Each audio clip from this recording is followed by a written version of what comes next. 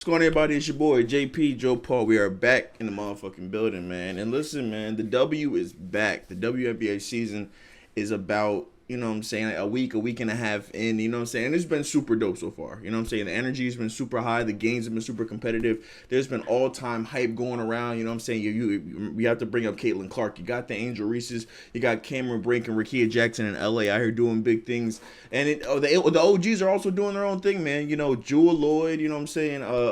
Nafisa Collier, Arika Ogunbowale, Asia Wilson, you know what I'm saying? The OGs are still definitely in the building, doing big things, carrying on. And listen, there's a lot to talk about. It's a lot to talk about. So, without further ado, we're going to introduce WNBA Today. Now, it's very possible that ESPN makes WNBA an official show, you know what I'm saying, on their network, you know, any day now, you know what I'm saying? But I went on YouTube. WNBA Today is not taken by anybody. So, until I get some literature in the mail, this will be WNBA Today. So, let's go ahead and let's roll our intro, and let's go ahead and let's talk about week one of the W.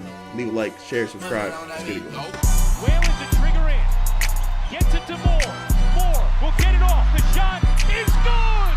Game 3 belongs to Maya Moore and Minnesota. Right. So first and foremost, of course, we have to talk about the major hype train coming in. We got to talk about Miss Caitlin Clark. She's about 7 games into her WNBA career. And, you know what I'm saying, it's been, you know what I'm saying, a lot of ups and downs. You know what I'm saying, she came out kind of, you know, really struggling. She starts off with a double-digit turnover game. And, you know what I'm saying, and like me as just a fan of somebody who, you know what I'm saying, I went back and I looked at, you know what I'm saying, just how rookie point guards usually do in the league. I wasn't too surprised for her to begin, you know what I'm saying, having these high turnover numbers, for her to be struggling with her shot. You know what I'm saying, because she, along with, you know what I'm saying, many others, they just finished playing college ball like a month ago at this point. So, you know what I'm saying? They for them to go from, you know what I'm saying, the college atmosphere to them to be thrown in with these pros, and, you know what I'm saying, not for nothing, Caitlin's very first game, she had to go up against Dejanay Carrington on the perimeter and then Alyssa Thomas in the paint. It was a really, really tough game, you know what I'm saying, for a rookie. You know what I'm saying? But I feel like she held her own. I believe in that first game, she did end up having 20 points, you know what I'm saying? She didn't shoot amazing, but she was able to, you kind of saw, you know what I'm saying, where the vision was headed for Caitlin, you know what I'm saying? But you know what I'm saying, in the beginning of the season, you really had some big question marks for her teammates, you know what I'm saying? Like, you kind of just felt like, at least me personally, you kind of felt like at various times throughout the beginning of the season, you know what I'm saying, the first 2 or 3 games or so, you just felt like Caitlin's teammates, like, they weren't necessarily doing basic basketball things right, you know what I'm saying, like catching the basketball, you know what I'm saying, getting, you know what I'm saying, making good enough passes, you know what I'm saying, so that shooters can catch and go straight up and not catch and have to adjust, you know what I'm saying, just losing the ball. It was just overall bad basketball overall for Indiana. But in the latter halves, in the last couple of games or so, they really, you know what I'm saying, put it together, you know what I'm saying. Caitlin Clark and Temi Fagbenle, they definitely have put together this, like, you can definitely see the cohesion, you know what I'm saying, they're starting to make it work. You know what I'm saying, Temi's been a great rim runner for Caitlin in the fever, you know what I'm saying, and overall, day by day, game in and game out, they're getting better. You know what I'm saying? The WNBA didn't do them any favors, you know what I'm saying? I believe that they're the only team up to this point that has played 7 games, you know what I'm saying? They've been on TV a lot. We have seen a lot of Caitlin Clark, you know what I'm saying? And not to mention, her first 4 games were against teams that were in the conference finals just a year ago, you know what I'm saying? She played 2 games against the Liberty, 2 games against the Sun, you know what I'm saying? And that, it's tough. It's very, very tough. So the WNBA definitely didn't do her any favors in that regard, you know what I'm saying? And depending on how you feel about it, you know what I'm saying, you can say whether that's a good decision or a bad decision. Because, you know, there's been the whole dialogue on social media about people feeling like Caitlin Clark's been getting coddled, you know what I'm saying, and people kind of just want to just, like, hand her the keys to the league. And I don't think it's necessarily, like, is that. However, I don't think that you want to put your marquee best player in the, you know what I'm saying, best player coming in a situation where they're going to be targeted by the monsters that are on the goddamn Connecticut Sun. That's just not smart marketing for me. But Caitlin is handling it very well. In the most recent matchup against the Sun, you could definitely see that she's dishing back some of the physicality. You know what I'm saying? Even against the game against the Liberty, Benaja Langley was really like all up in her chest and making it hard for her to move. And she's gotten to a point now where she's like, hey, if they're allowed to be this physical with me, I have to be allowed to be this physical back. And you know what I'm saying? It's been you know what I'm saying, it's resulted in some shooting struggles, but at the end of the day, she's making progress each and every day. You know what I'm saying? Up to this point, she's averaging 15.4 points per game, 5.4 rebounds per game, 6.3 rebounds a game on 37% from the field and 31.6% from the floor, with 5 turnovers a game and 1 steal per game. So, You know what I'm saying? Those are actually phenomenal numbers for somebody coming in. And you know what I'm saying? Just not to mention, I'm going to bring it up again, just the gauntlet that she had to have coming into it. The fact that she has played so many minutes. Like at this point, I'm against Caitlin playing for Team USA this year. Like I think that she should go ahead and just take that month off, because like the Fever don't get a break of more than 2 days until the game after June 2nd. You know what I'm saying? Until they play the Liberty on June 2nd, they're basically playing every other day, you know what I'm saying, or every 2 days or something like that. And that's just tough, man. That's tough. For a young team, they need time to, you know what I'm saying, to practice. Christy Sides, even though I don't feel like she's an amazing coach, I definitely feel like she deserves like an amount of time to be able to at least, you know what I'm saying, instill some kind of philosophy with this bunch. You know what I'm saying? Because they do have future. They do have a future. They do have promise on this team. I see, you know what I'm saying, I can kind of see, you know what I'm saying, just how some things can work out for them. You know what I'm saying? Like I think that Kelsey Mitchell has been great since she's been added to the starting lineup. I believe that she is, you know what I'm saying, a very good point of attack player. You know what I'm saying? She's somebody that's going to get downhill and be able to get the defense to collapse. And, you know what I'm saying, if you have Caitlin in the right spot, those are, you know what I'm saying, easy pull-up threes, easy knockdown threes. Caitlin, you know what I'm saying, they're doubling Caitlin essentially every time she passes half court. So Leah Boston and Temi Fagbenle and, you know what I'm saying, a lot of the rolling bigs, they're catching the ball with so much space. Like all you really need to do is take a couple of dribbles and knock down that floater. And Temi has done a very good job of that in recent games. Aaliyah also, I believe since the Sparks game, she's definitely looked like the rookie of the year that we expected to see coming into the season. You know what I'm saying? I believe she had, I believe she led the team in scoring the game against the Sparks. She was probably close to leading the team in scoring the game against the game after that against, I believe it was Seattle they played against. And you know what I'm saying? You could just see it all working. Nalissa Smith, I believe Nalissa Smith is a big asset that can really help Caitlin Clark. She just needs to be able to catch the fucking ball. She just needs to be able to catch the goddamn ball. And I've seen Alyssa Smith literally running down the court, trip over her own feet, and miss a pass from Caitlin. Like, I understand everybody drops passes, you know what I'm saying? I'm not saying they're necessarily easy passes to make. Like, you're running full court and Caitlin's trying to throw the ball to you on the money. You might have a defender in your face. It's not an easy catch to make, but those catches are going to lead to easy baskets, and those easy baskets are really going to be what I think is going to, that's going to be the deciding factor on if the Indiana Fever are going to be a successful offense or a failing offense game in and game out, if they're able to get those easy buckets. And as for Caitlin shooting, like I said, she's shooting 32% from the floor right now, from the 3-point line right now. I definitely expect that to go up. She's really been struggling as of the last couple of games. You can definitely just see that her legs are not underneath her. But you know what I'm saying, she's really adjusting. I believe she's adjusting very well. And if this is the worst she's going to be, 15, 5, and 6 on 30% for both 3 and the free goal, I have very, very high hopes that she will be somebody that is going to dominate this league sooner rather than later. Like I've already stated, I believe that there's a real possibility that Caitlin Clark has the Wemby kind of rookie campaign, where it kind of felt like Wemby had like his first year and his second year in the league all inside his rookie year. You know what I'm saying? Like he started off, you know what I'm saying, he struggled a little bit. You kind of saw that the physicality was going to be a little bit of a learning curve for him. However, once he turned that corner, once it clicked for him, it was a wrap. And I think that once it clicks for Caitlin Clark, once she's able to get a rest, and, you know what I'm saying, get to, like, you know, take in some film and practice and, you know what I'm saying, and all that, I think that she'll be an absolute beast. I believe, like I said, I believe she's doing a very good job at realizing, like, where her outlets are, like, and with them double teaming her, like, she has to get the ball, rid of the ball quick. And I think that the Fever also need to do a better job of just finding Caitlin when she's coming off screens, because she does come off screens open a lot of the times, and they're just late getting the ball to her. Like, they're just not getting the ball, or the ball's not necessarily in the shooting pocket for her to be able to catch and go, because she has a very quick release, but the defenders in the W are so fast, she has to be able to get that shot off very quick, so the ball needs to be in the right place. But like I said, man, I believe I got faith in the Fever. Like I said, they're 1-6 so far in the season. Literally, all you can do is go up from here. You know what I'm saying? They started off 0-5. They have a game tonight, I believe, against the Sparks that, of course, I'll be tapped into. And yeah, speaking of the Sparks, let's talk about the other rookies that have also been doing their thing in the rookie campaign so far. So Angel Reese honestly has surprised me very, very much in her first couple of games in the W, right? Like, I thought that coming into the W, Angel Reese would be somebody whose game would really, really struggle to come over, just because it's so unorthodox, it's so herky-jerky. Like, a lot of the angles that she takes for her layups, I don't think that they're very good angles, and like they're very conducive to her being able to knock down shots. But she went D1 doing that shit for a reason. So clearly she knows how to make it work. And you know what I'm saying? And even though she is shooting just, you know what I'm saying, 35% from the floor as a big, which is not fantastic, that is something that she can improve on. And I saw something in her last game. I forgot who she was playing against.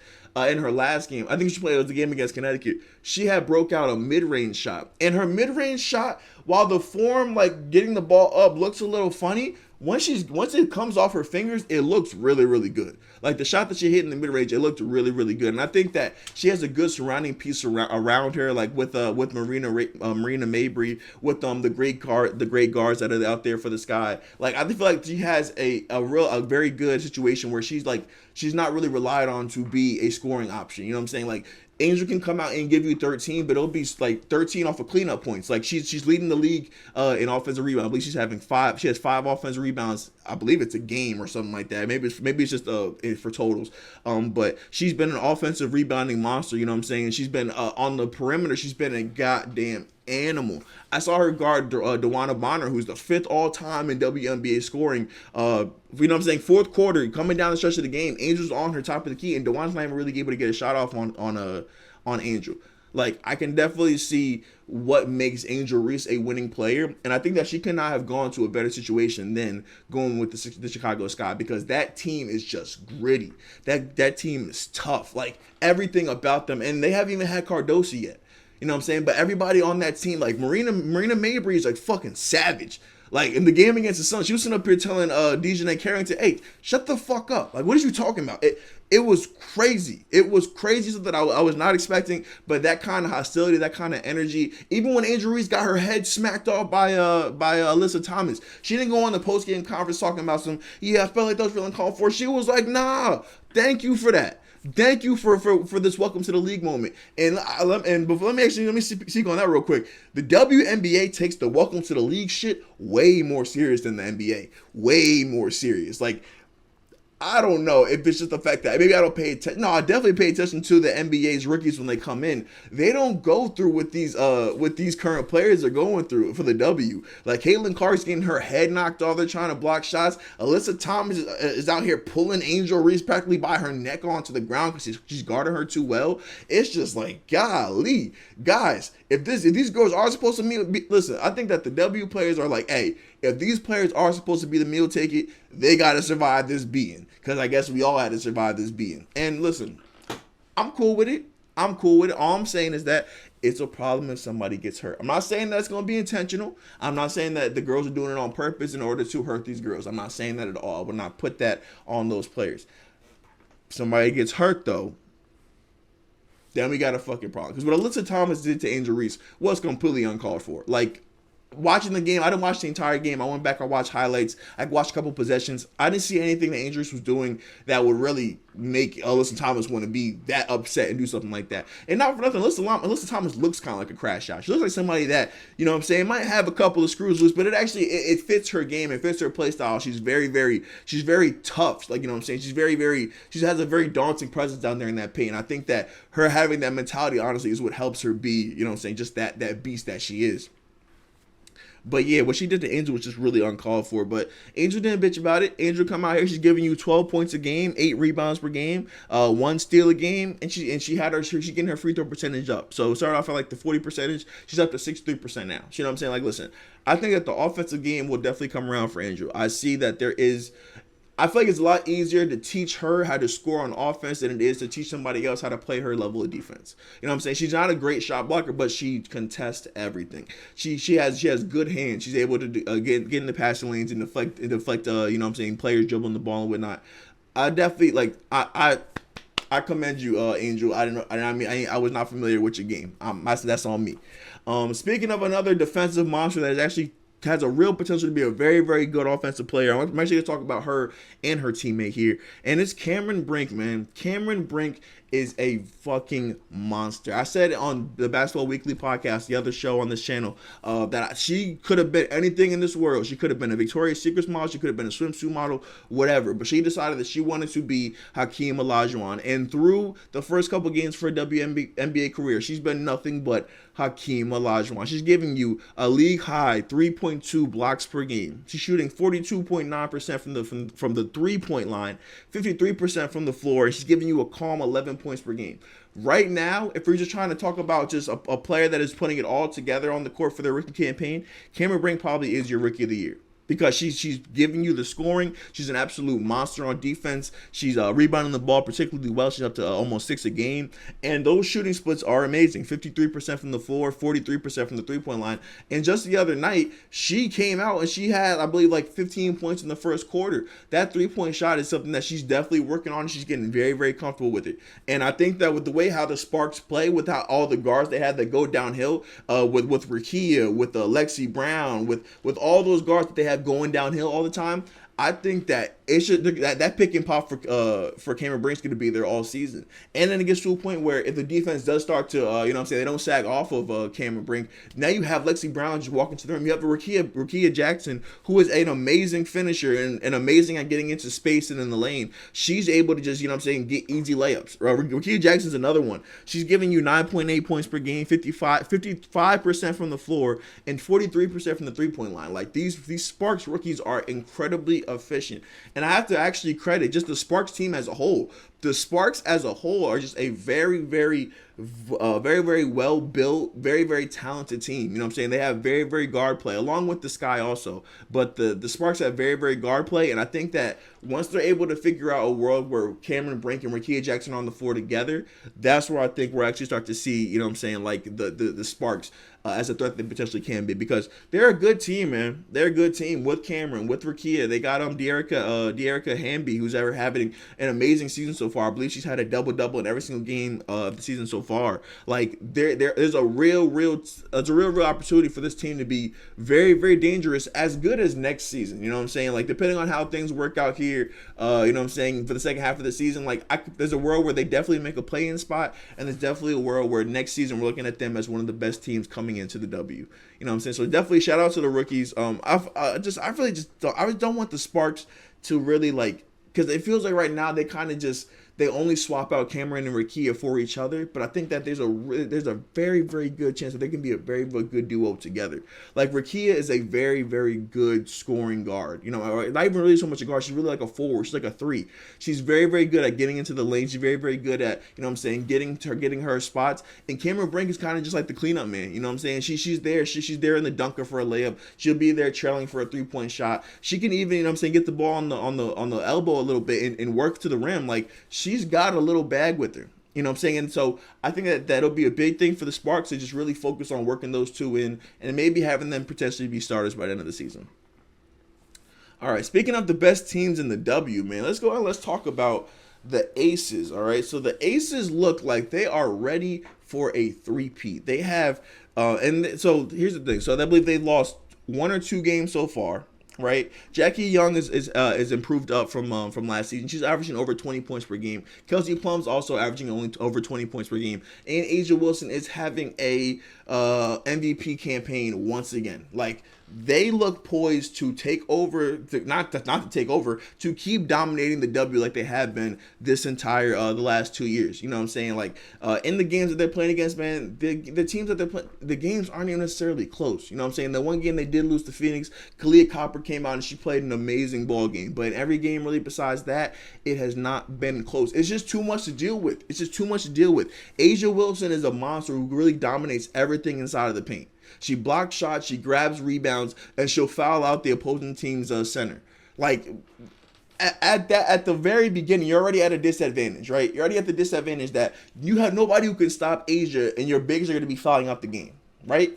Then you have to deal with the issue of Kelsey Plum. Kelsey Plum is just a very small, very crafty guard who's very good at getting in the lane and getting to her spots. And Jackie Young is the exact same way. Jackie Young is playing like she's trying to keep Chelsea Gray's job. I ain't even gonna lie to you. Now, I'm not sure what the thought process is when they bring Chelsea back and they have to incorporate all that in. I'm glad it's not my decision. Becky Hammon got that, because this Aces team, those 3 guards, like that's a 3-guard lineup that's part of a dynasty. That's a 3-guard lineup that wins a three-peat. You know what I'm saying? So It's very, very crazy for me. You know what I'm saying? The surrounding pieces for them have also been doing good. Kate Martin is having a phenomenal rookie campaign. Like, you know what I'm saying? Everybody's heard about the story that she went to the draft really just to support Caitlyn, and she wasn't really expecting to be drafted. But for her to get drafted by the defending championship team, for her to, you know, she makes the team, and now, like, you just see kind of how much the Aces love her. The Aces really, really love Kate Martin. And there's a lot to love about Kate Martin. I believe Becky Hammond said it best. She's a very, very smart player. She's good at just being in the right place at the right time, having her hands in passing lanes,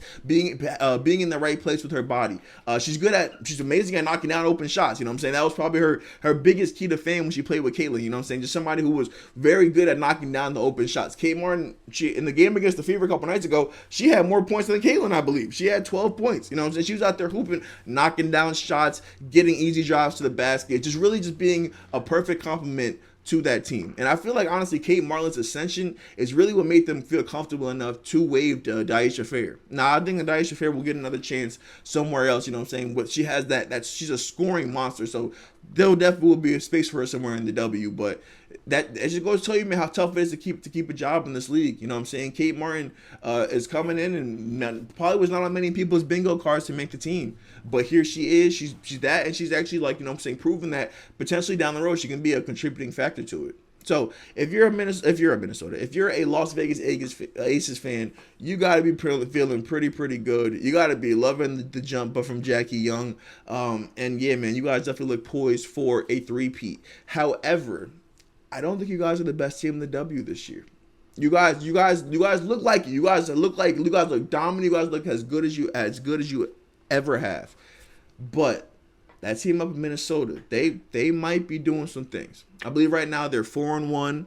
And let me just tell you what makes me feel this way, right? So a couple of days ago they played against the New York Liberty. Now, the New York Liberty are a team that I'm starting to realize may have a couple of holes in their roster, a couple of deficiencies in the lineup. You know what I'm saying? But for Minnesota to come in, and they really handled New York really the entire game. Like, so in the beginning of the game, Minnesota gets out to a big lead, like a big 20, 25 point lead. Then the Aces are able to bring the game closer. They keep it close for a little bit. But towards the end, again, they lose the rope, and Minnesota starts blowing them out again. You know, Nafisa Collier is having an MVP season. She's giving you 23.8 points per game, 11 rebounds per game, 3.3 assists per game, 3 steals per game, 2 blocks per game on 48% shooting. She's having an MVP campaign, and the rest of the team's honestly just following suit. Just listen to these numbers, right? So here, let's talk about their offensive numbers. So they're third in points per game, they're first in field goal percentage, they're third in 3-point percentage, and they're first in assists. And on the other side of the ball, they're first in defensive rebounding, first in steals, second in blocks. That's the recipe for a championship. You know what I'm saying? A team that dominates both ends of the floor like that. And let me just see how the team plays. They play like a cohesive, strong unit. Like, you know what I'm saying? And they kind of take on the same mentality of the other team in Minnesota, the Minnesota Timberwolves. You know what I'm saying? A very strong, very gritty team that plays a very, very, very, very good style of team defense. You know what I'm saying? And I think that they're probably my favorite for being the best team in the W right now. So definitely be a team that I keep my eye on going forward, and they'll definitely be a team that I feel like we'll be talking about multiple times throughout the season. So shout out to Nafisa. Nafisa's doing big things, and yeah. So then let's go ahead and we'll talk about the Mercury, man. The Mercury are another team that I'm seeing that could be very sneaky good, man. Sneaky good. Kalia Copper is coming out. She had a crazy start to the season. I'm not sure if these stats are recent because I kind of put this down a little while ago. But at the time that I wrote that down, she was averaging 31.3 points per game, 4.7 rebounds per game, 53% from the floor, 52% from the three. And this overall, just like this team, you can just see that they're not healthy right now. They're not complete right now. But when they are complete, they're a very, very dangerous bunch. You know what I'm saying? They brought in they brought in Kalia Copper, I believe, last season. Over this last offseason, they bring in Natasha Cloud. Natasha Cloud is somebody who I'm very high on, even though she does kind of say some stupid shit on Twitter, but don't we all? But you know what I'm saying? Like, she's somebody that I'm very high on. I saw her last year, you know what I'm saying, in the series against the Liberty when she was on the Mystic. She was very good. She's very, very good. She's a very, very high motor, very good at getting down the lane, you know what I'm saying, putting pressure on the defense, right? Kalia Copper is a goddamn bucket. Kalia Copper is, you know what I'm saying, coming out, like I said, man, 31 points per game off of really just mid-range shots and being a goddamn bully. You know what I'm saying? She's getting deep in her bag this season. You know what I'm saying? And then you have to think, they still have Diana Taurasi. Diana Taurasi is, even though she's 259 years old, she's still out here doing shit big. Let me actually do want to pull up her stats really quick, because Diana Taurasi is somebody that is honestly, I was surprised that she's putting up the numbers that she's putting up at this point in her career still. Diana Taurasi. So Diana Taurasi is giving you 19 points per game on 42% from the floor and 40% from three. I believe she still leads the W in well, she's the league leader in 3 points made or something like that. Like, for her to still be doing what she's doing at her age is like highly impressive. And then they're also bringing back Brittany Griner at some point. She's coming back from this broken toe. Like, I feel like when this team is completely healthy, they have this kind of like the same overall pieces that a Minnesota team has. You know what I'm saying? They have a great explosive offense. You know what I'm saying? They have potentially the greatest offense in the league, depending on, I don't know, let me think. It's close. Between, you know what I'm saying, the Aces are also up there. I think that the Sparks, they have a very good offense also. Arika Ogunbowale is a fucking fantastic offense in her own right. But, yeah, man, I just think that this Phoenix team, when they're able to put it all together, they're going to be another team where they can just dominate you on both sides of the floor. And I just think that the W is really deep this year, man. The W is very, very deep this year. All right, so that's all we really got for episode 1. But before we go, we will be giving our very first award of the show. We will be calling this the JPW Player of the Week.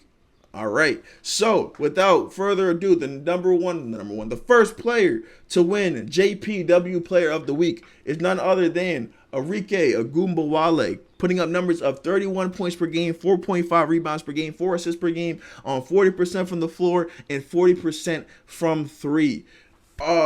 Arike has no problem getting shots up, man. She does this shit all day, every day. If you're somebody who's trying to get somebody interested into the WNBA, you need to have them watch Arike Ogunbowale highlights. She gets in her goddamn bag like none other. Her and Jewel Lloyd, they get so nasty with the basketball. Go back and watch the highlights of Jewel Lloyd versus the Indiana Fever. I believe she put up 30-something points. She was getting mixy as a bitch. She was really doing some real nasty shit. You know what I'm saying? Like, the way how she's able to get to her in and out, she's able to hit step back shots, she's able to post up. I'm already talking about Jewel. I should be talking about Arike. Arike's still another one. She's a goddamn flamethrower. You know what I'm saying? I believe just the other night she had 40 points. And you can just tell that on that Wings team, they are starved for offense, and Arike really has to put it all on her shoulders. Without Arike putting up those points every single night, the Wings essentially have no chance. You know what I'm saying? So I don't know what the plan is for the Wings, but all I know is that Arike is playing some fantastic basketball. All right. So without further ado, that's all I got for you guys for WNBA Today #1. Make sure you guys leave a like. Make sure you guys leave a comment. Let me know some things that I can do to make this show entertaining, make the show fun, some kind of cool segments I can do. And yeah, I'll see you guys in the next episode. Y'all be easy. Peace and love, family. Deuces.